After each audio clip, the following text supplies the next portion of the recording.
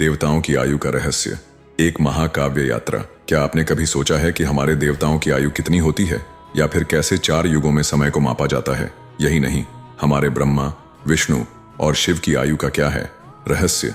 इस वीडियो में हम जानेंगे देवताओं की आयु और 4 युग के रहस्यों के बारे में।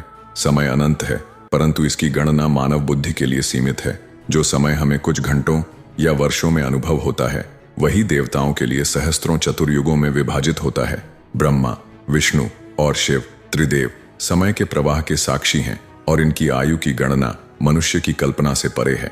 इस कहानी में हम उस ब्रह्मांडीय गणना को समझने की कोशिश करेंगे जो स्वयं कालचक्र को नियंत्रित करती है। युगों की गणना।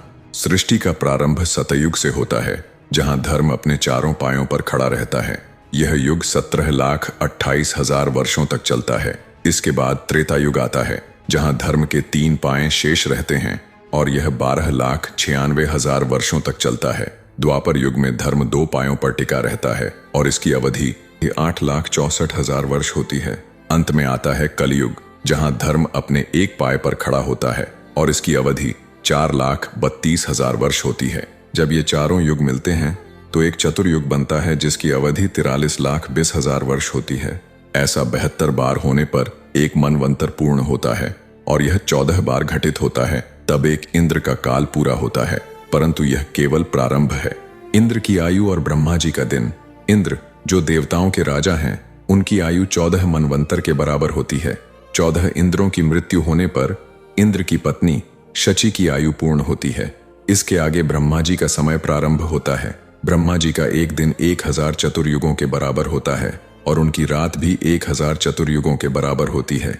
जब उनका एक दिन और रात समाप्त होती है, तब एक ब्रह्मा का दिन पूर्ण होता है। लेकिन उनकी आयु केवल एक दिन की नहीं होती, बल्कि 7,20,00,000 चतुर्युगों के बराबर होती है। विष्णु जी और शिव जी की अनंत यात्रा। ब्रह्मा जी से भी उच्च स्थान पर भगवान विष्णु हैं। उनकी आयु ब्रह्मा जी की तुलना में 7 गुना अधिक होती है। अर्थात यदि ब्रह्मा जी की आयु 7,20,00,000 चतुर्युग है, तो विष्णु जी की आयु 50,40,00,000 चतुर्युग होगी। परंतु इस गणना का अंत यही नहीं होता। भगवान शिव, जो संहार के देवता हैं, उनकी आयु विष्णु जी की आयु से भी 7 गुना अधिक होती है। अर्थात भगवान शिव की आयु 3,52,80,00,000 चतुर्युग होती है। यह समय का एक ऐसा विस्तार है जिसकी कल्पना भी मानव मस्तिष्क नहीं कर सकता। त्रिलोक का अंत और कालचक्र। भगवान शिव, जिनका समय अनंत लगता है, उनकी भी एक मृत्यु होती है, लेकिन यह मृत्यु केवल एक चरण मात्र है। जब त्रिलोक में भगवान शिव की 70,000 बार मृत्यु हो जाती है, तब सृष्टि के एक और स्तर का अंत हो जाता है। इसके साथ ही ब्रह्मा, विष्णु और शिव जी के पिता कहे जाने वाले ज्योति निरंजन का भी अंत हो जाता है।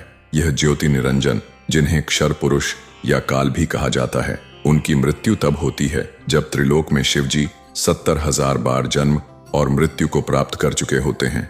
अक्षर पुरुष और परब्रह्म का समय, जो हम अब तक जान चुके हैं, वह केवल एक छोटे स्तर की गणना थी। जब एक ब्रह्म, जिसे काल या अक्षर पुरुष कहा जाता है, की मृत्यु होती है, तब वह परब्रह्म का एक युग होता है। परब्रह्म की गणना और भी विशाल है। उनके एक दिन में 1000 ब्रह्मों का समय समाहित होता है।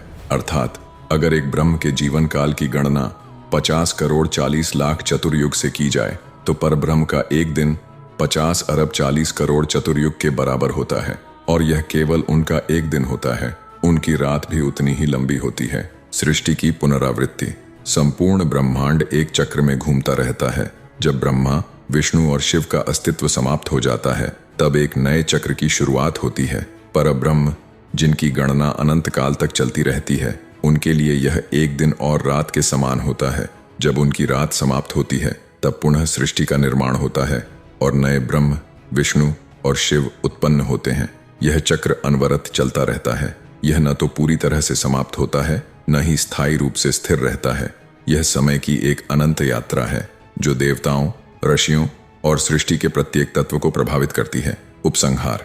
मनुष्य के लिए 100 वर्ष की आयु भी एक बड़ी उपलब्धि मानी जाती है, लेकिन देवताओं के लिए यह समय एक पल के समान होता है।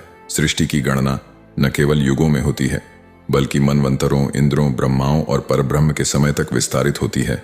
यह केवल एक गणना नहीं, बल्कि एक रहस्य है जो ब्रह्मांड के अनंत चक्र को दर्शाता है। समय के इस रहस्य को जानकर हमें यह समझने में सहायता मिलती है कि जीवन और मृत्यु केवल परिवर्तन के चरण हैं।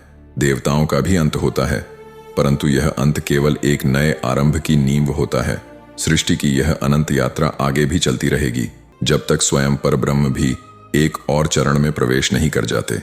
समय न तो रुकता है, न ही समाप्त होता है, यह केवल प्रवाहित होता रहता है। अगर आपको यह जानकारी पसंद आई हो तो कृपया वीडियो को लाइक करें।